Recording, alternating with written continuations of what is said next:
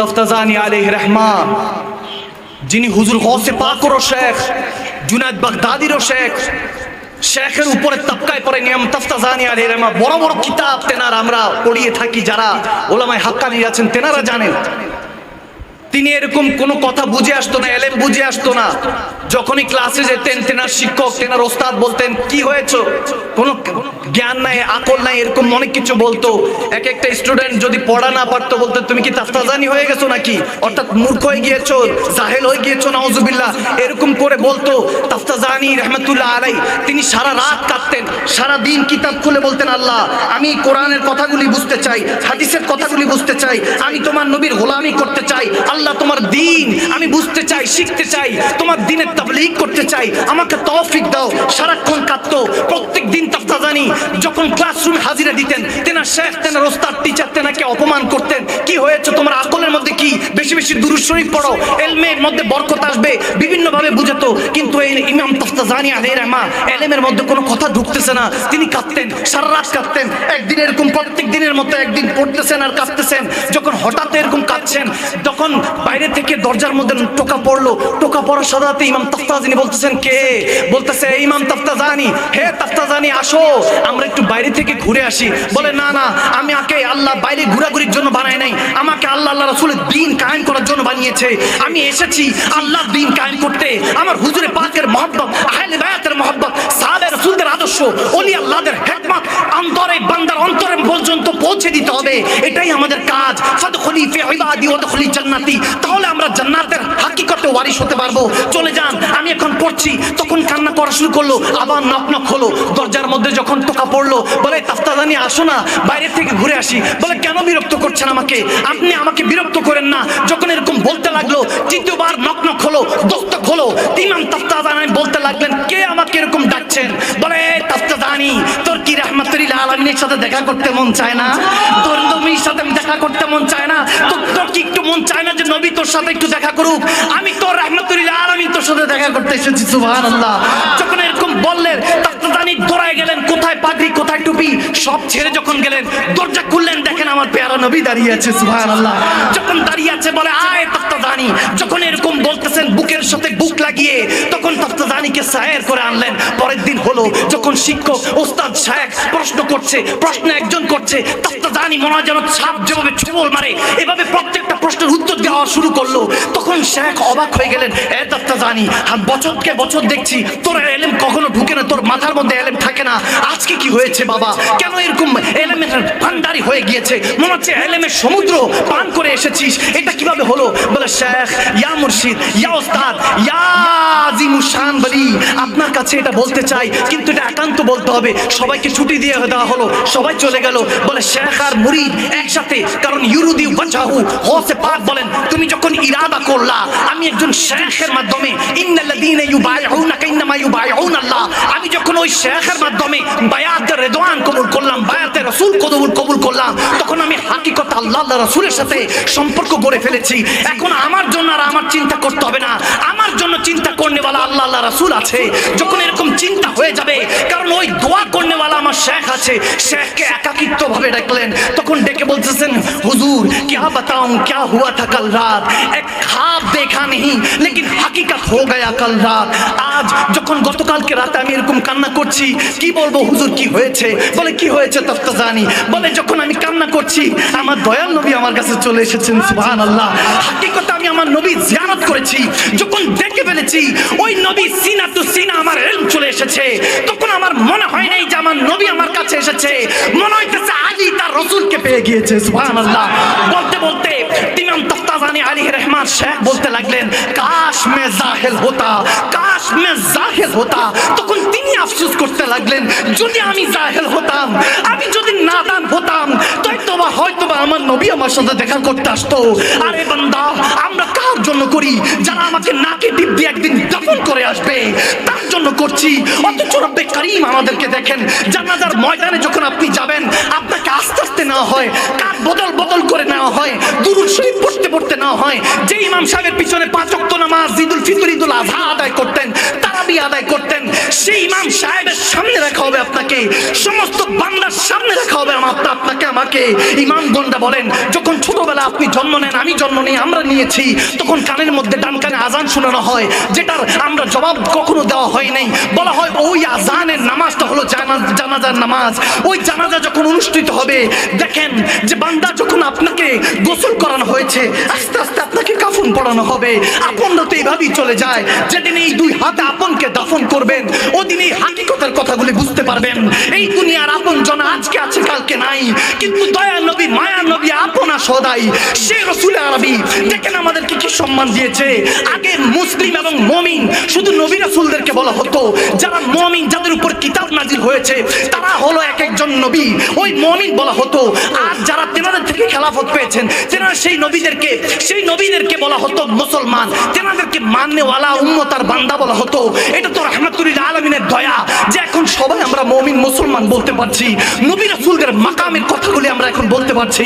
যখন আপনাকে জানাজার মাঠে রাখা হবে, আপনি তখন শুয়ে থাকবেন, দেখেন কত ইজ্জত আল্লাহ আপনাকে দিচ্ছে। তখন আপনাকে একবারে আপনাকে মাটি চাপা দিবে না, আপনাকে কবরে রাখবে, তাও বিসমিল্লাহ ওয়া আলা মিল্লাতি রাসূলিল্লাহ, রাসূলের পাকের মিল্লাতে রাখা হবে। দেখেন শেষ ভালো, দেখেন শেষ ভালো যার, সব ভালো তার। দেখেন শেষটা ওদিন আপনার জন্য রাহমাতুল আলামিন কবর অপেক্ষা করছে। আমার উম্মত কত কষ্ট পেয়েছে, জীবনে কেউ তার অন্তরের কথা বুঝে নাই। আজকে আমি নবীও যদি ছেড়ে যাই, কই যাব?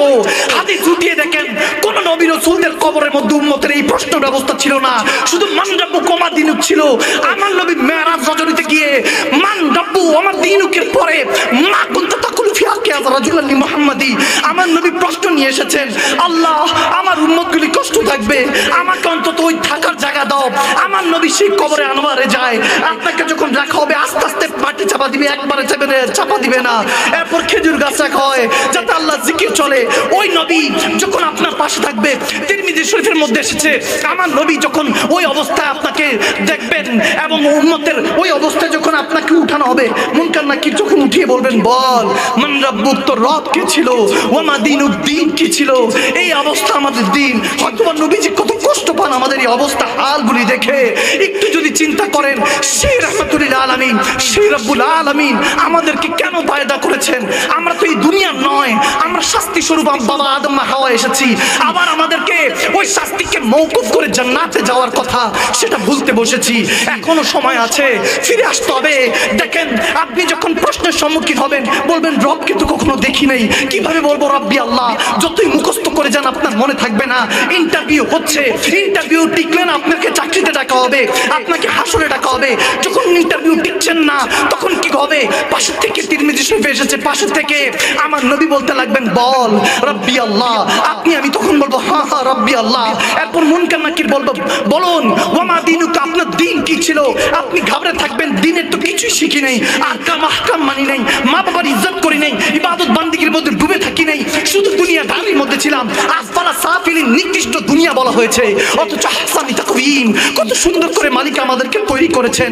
শুনতে পাই, বলতে পাই, আমাদের ফিলিংস আছে, শেয়ার করতে পারি। আমরা তো একটা এমন হয়ে গিয়েছে, এখন একটা পশুকে আমরা হিসাব করি না, মানুষকে জবাই করে দেই। আমাদের থেকে দিন এমন ভাবে চলে গিয়েছে যে দিনকে আমরা জঙ্গলে রেখে এসেছি, আবার ওই দিনকে আবাদ করতে হবে, ঘরে আনতে হবে। মসজিদ আর এখন ঘরের অবস্থা সেম টু সেম হয়ে গিয়েছে, মনে হচ্ছে যেন খোদার ঘর আর বান্দার ঘর সেম টু সেম। নাউজুবিল্লাহ, আমরা এখন এই অবস্থায় পৌঁছে গিয়েছি ভাইয়ের আমার। এই সাজসজ্জা নয়, এই আলোকসজ্জা নয়, দিনের অন্তরকে আলোকিত করতে হবে।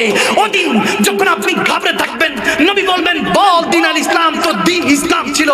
আজকে এই সায়েন্সে গাজীপুরের রাহমাতুল্লাহ আলাইহি রাদিয়াল্লাহু তাআলার দরবারে যদি আজকে একটা চোখের পানি ফোঁটা কবুল হয়ে যায়, এই আজকের একজনের কারণে পুরো কুমিল্লা শহর চেঞ্জ হয়ে যেতে পারে, বাংলাদেশ চেঞ্জ হয়ে যেতে পারে। তাদেরকে আমরা দেখে দিতে পারি ওমর ইবনুল খাত্তাবের উত্তরসূরিরা এখনো জিন্দা আছে, শের খোদা আলীর উত্তরসূরিরা এখনো জিন্দা আছে।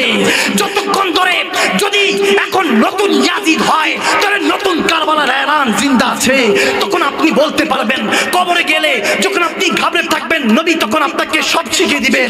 এরপরে আখিরি সওয়াল আসবে, বল মা কুনতা তাকুল ফি হাক্কি হাযা হাযা রাজুলুন লিমুহাম্মাদি, বল এই যে তোকে এতক্ষণ ধরে বাঁচিয়ে দিয়েছে তেনার সম্পর্কে কি আকীদা ছিল? মিম্বরে বসে তেনার গীবত করতি, তেনার ব্যাপারে ছোট করতি, নাউজুবিল্লাহ, তেনার আহলে বায়াতকে ছোট করতি, নাকি তেনাকে ভালোবেসে তেনার আহলে বায়াতকে ভালোবেসে ইয়া রাসূলুল্লাহ বলতি, ইয়া হাবিবাল্লাহ বলতি? বলুন না ইয়া রাসূলুল্লাহ, আরেকবার মুহাম্মদে বলুন না ইয়া হাবিবাল্লাহ।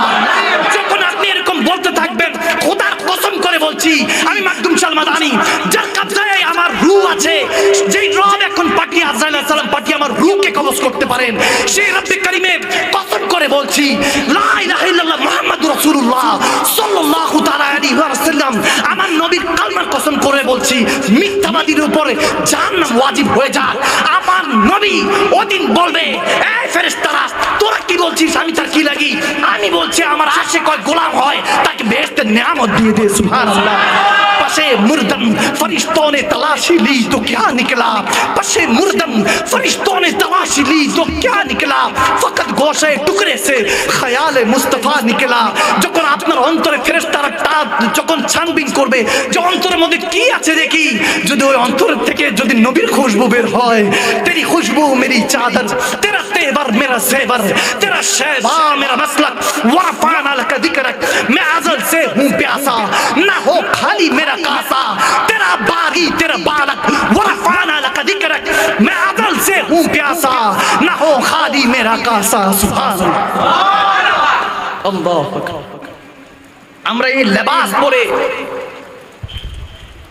খিতাবাতের মধ্যে কত আলিশান কথাবার্তা বলছি, তারপরে তো যে সে অবস্থা আমাদের, রাত গেই বাদ গেই, এই জন্য জুবানের মধ্যে আমাদের কথারও তাসির নাই, কিন্তু ভিতরে তো কাফের বসে আছে, জুবানের তাসির হবে কিভাবে? মাইকে উঠে, স্টেজে উঠে, সোশ্যাল মিডিয়া আছে, এগুলো তো এখন ফিতনা। উঠে উঠে আমরা যা ইচ্ছা তা বলছি, ইয়াজিদকে রহমাতুল্লাহ আলাইহি বলছি, নাউজুবিল্লাহ, আস্তাগফিরুল্লাহল আযীম, আস্তাগফিরুল্লাহল আযীম, আউযু বিল্লাহি মিনাশ শাইতানির রাজীম। আল্লাহ আমাদেরকে হেফাজত করুক। সেই বদবখত ইয়াজিদ সম্পর্কে দেওবন্দ ঘরানার আলেমদের কিতাব উঠিয়ে দেখুন, আশরাফ আলী থানভী সাহেবের কিতাব উঠিয়ে দেখুন, তারা বলছে ইয়াজিদ পলিদ বদবখত বলে সম্বোধন করেছেন। তানাদের আকাবিরিনরা, আপনাদের আকাবিরিনরা বলেছেন বদবখত পলিদ, আর আপনারা রাহমাতুল্লাহ আলাইহি বলছেন নাউজুবিল্লাহ। আমরা ইমামে হাসান হোসেনের কথা বললে শিয়া ট্যাগ লাগিয়ে দিচ্ছেন, রাফিজি বলছেন নাউজুবিল্লাহ। আরে যিনি জান্নাতের যুবকদের সম্রাট, ওখানে যেখানে জান্নাতে জেনাদের সাথে থাকবো, তেনাদের তাজকিরা করলে দুনিয়াতে কিভাবে হারাম হতে পারে? জেনারা জিকির শিখিয়েছেন, গর্দান কেটে গিয়েছে, যখন সীমার তলোয়ার চালাচ্ছে, বলে তলোয়ার এই দিকটা চলবে না, এখানে আমার নবীর চুমু মুবারক আছে, তুই পিছন দিয়ে চালা। মৃত্যুর ওদিন সাধ্য ছিল না ইমামে হোসেনে কারবালার সামনে দিয়ে আসা, পিছন দিক দিয়ে আসতে হয়েছে। সেই ইমামে হোসেন কারবালা যখন গর্দান শহীদ হয়ে গিয়েছে, 113টা কিংবা 26টা তীর পিঠের মধ্যে নিয়ে আল্লাহ তাবারক ওয়া তাআলার কাছে বলছে, আল্লাহ আমার আখেরি সিজদা কবুল করে নাও। ওই দিন ইমামে হোসেনে কারবালা সিজদা দিয়ে রবকে রাজি করেছেন, গর্দান চলে গিয়েছে নেজের মধ্যে, যখন বল্লমের উপরে ছিল তখনও জুবান মুবারক দিয়ে কোরআন তেলাওয়াত হচ্ছিল। कत्ले हुसैन मरगे यजीद है, इस्लाम जिंदा होता है हर करबला के बाद। सुभान अल्लाह बोलें ना। সেই ইমামে হুসাইনে কারবালা জেনাদের সম্পর্কে আমরা এখন ঠিকমতো অবগত নয়। আমাদেরকে জানতে হবে আল ইলমু নূরুন ওয়াল কুফরু যুলমাতুন, ইলম শিখুন, জ্ঞান শিখুন, কোরআন শোনার আলো দিয়ে দিলকে মুনাওয়ার করুন। জুবান দিয়ে যা বলবেন রব্বে করিম তাই কবুল করতে থাকবে। আল্লাহ কবুল করুক, আমিন। আল্লাহ আমাদেরকে ইবাদত গুজার হিসেবে কবুল করে নিন, আমিন বলেন না, আমিন বলেন। কষ্ট হচ্ছে বাবা, কষ্ট হচ্ছে। আমি একটু হাকিকত বুঝাবার চেষ্টা করছি। শুধু টাকা পয়সা, নারী, গাড়ি, বাড়ি এগুলোর মধ্যে পড়ে থাকলে হবে না। আবার নারীদেরকে ছোট করা যাবে না, এটাও নাউজুবিল্লাহ সুম্মা মাআযাল্লাহ আমাদের খেয়াল রাখতে হবে।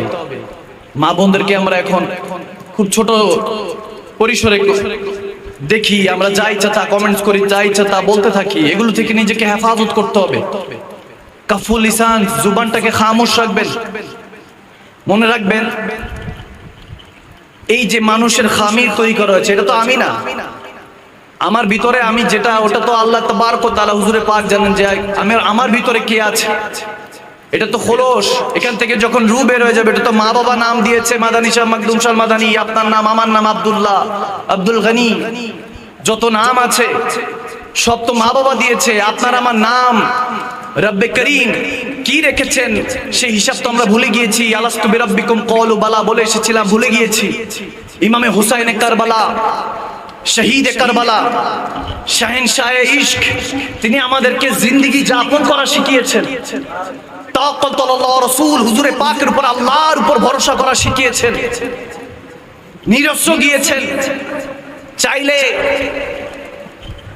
যিনি ইমাম ইবনে আলী মাকাম, যেনার সরদারিতে সমস্ত ওলি গৌস কুতুবরা থাকবেন, উনি চাইলে আরে খাজেগানের তো দেওবন্দের আলেম, সমস্ত মাযহাবের যত ইমামরা আছেন, যত তাফারুক আছে অন্যান্য ঘরানার, সবাই এক কথায় মানে খাজেগান খাজা মাইনুদ্দিন চিশতি আজমিরি সঞ্জিরি আলাইহি রাহমা, 90 লক্ষ যিনি বেদিনকে কলমা পড়িয়ে মুসলমান বানিয়েছেন, তিনি আনা সাগরের পানিকে ডাক দিয়েছেন, লোটায় চলে এসেছে।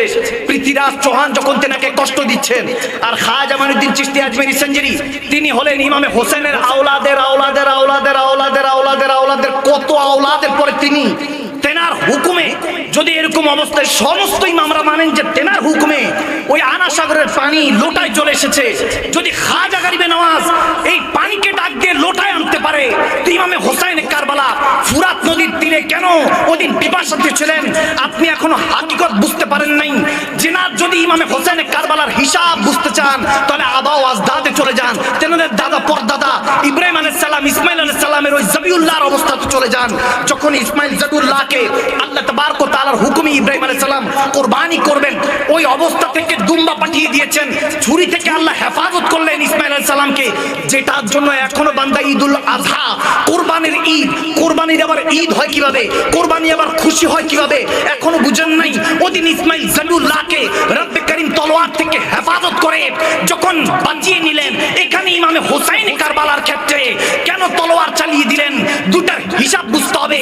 একটা হলো সবর, একটা হলো ইমতিহান, আরেকটা হলো ইস্তেকামত। সবর, সবরে ইমতিহান আর ইস্তেকামতে ইমতিহান, দুইটার পার্থক্য আলাদা। এই পার্থক্য যতক্ষণ পর্যন্ত বুঝবেন না, আপনার কাছে এই দুনিয়াদারি ঘোর এক ধান্দার মতো লাগবে। যতক্ষণ পর্যন্ত আপনার কাছে পয়সা টয়সা আছে, টাকা পড়ি আছে, আপনার জেসেমে ভাস পড়ে নাই, টাকায় ভাস পড়ে নাই, ততক্ষণ পর্যন্ত আপনার সমস্ত গুণগান চলবে। যখন ভাস পড়ে যাবে, বিছানায় পড়ে যাবেন, আর আপনাকে কেউ স্মরণ করবে না, আপনাকে মনে করবে না, আপনার কি ছিলেন কি আছেন কিছু দেখবে না। ওই ইমামে হোসাইন কারবালা আমাদেরকে সেই দিনে ওই কারবালার ময়দানে এই শিক্ষা দিয়েছেন যে বুঝে নাও, ইসমাইল জবিউল্লাহর ক্ষেত্রে তলোয়ার আল্লাহ চালানো না, আর এখানে ইমামে হোসাইন কারবালার ক্ষেত্রে কেন তলোয়ার চালানো হলো? পার্থক্য শুধু এটাই, ওদিন পেশানি মুবারকে ইসমাইল জবিউল্লাহর পেশানি মুবারকে নূরে মুহাম্মাদি ছিল, সেজন্য আল্লাহ হেফাজত করেছেন। আর এখানে ইমামে হোসেনের কাছে দ্বীনে মুহাম্মাদি ছিল, এই জন্য কুরবানি করে বাঁচিয়ে দিয়েছেন।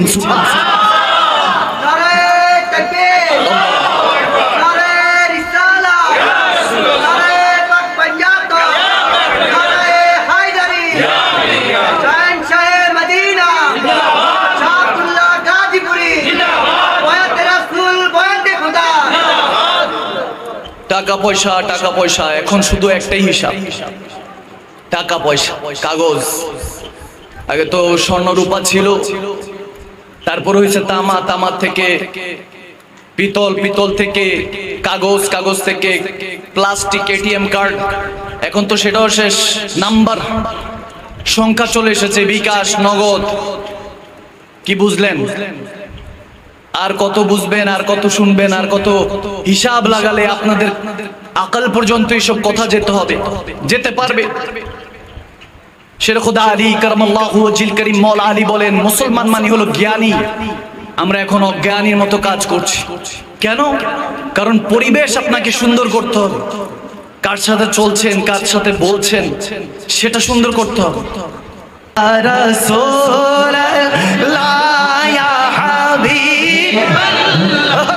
या रसूल अल्लाह या हबीब अल्लाह या रसूल अल्लाह या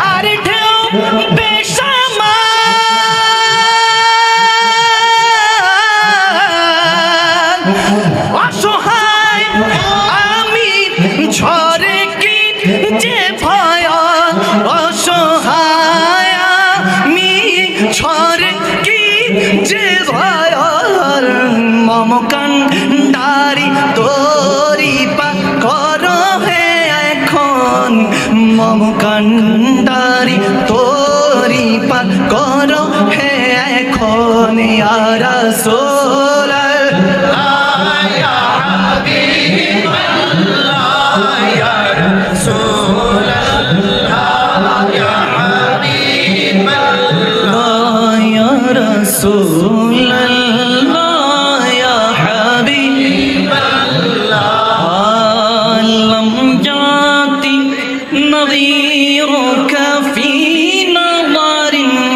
मिसले तो न शुद्ध पैदा जाना जग राज को ताज तोरे सारे सो है तुझको शहरो सारा जाना बस खामाए खामे नवाए रज़ा ना ये तर्ज़ मेरी ना ये रंग मेरा ना ये तर्ज़ मेरी ना ये रंग मेरा मोरा तन मन धन सब फूक दिया जी मोरा तन मन धन सब फूक दिया ये चारे चरागे जला जाना या रसूल अल्लाह या हबीब अल्लाह या रसूल अल्लाह या हबीब अल्लाह या रसूल अल्लाह या हबीब अल्लाह জানি তুমি আছো সেথায় যেথায় সিদ্দিক ওমর ঘুমায় জানি তুমি আছো সেথায় যেথায় সিদ্দিক ওমর ঘুমায় মোহব্বত করি তাদের মতোই মন চায় বুক চিড়ে তোমায় দেখায় হাবিবি ইয়া রাসূল আল্লাহ হাবিবি ইয়া রাসূল আল্লাহ হাবিবি ইয়া রাসূল আল্লাহ হাবিবি ইয়া রাসূল আল্লাহ হাবিবি ইয়া রাসূল আল্লাহ হাবিবি ইয়া